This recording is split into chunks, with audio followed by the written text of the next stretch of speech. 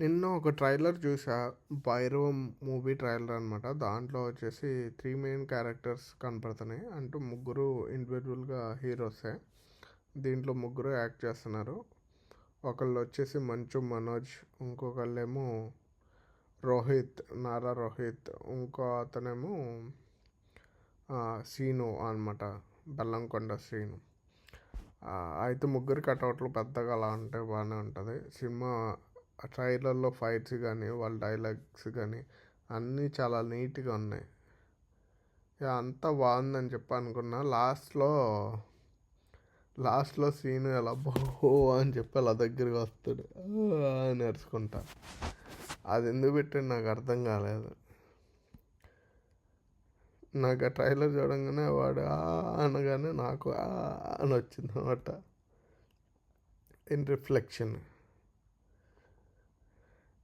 అది ఎందుకు పెట్టానో నాకు అర్థం కాలేదు. మీకు ఏమన్నా అర్థమైతే కింద కామెంట్ చేయండి. లేదా మూవీలో ఆ సీన్ ఏమన్నా ఉంటుందేమో చూద్దాం. అండ్ టోటల్ భైరవన్ ట్రైలర్ మీకు ఎలా అనిపించిందో కింద కామెంట్ చేయండి. ఇది నా వ్యూ, మీకు ఎలా అనిపించిందో కింద కామెంట్ చేయండి. Thank you.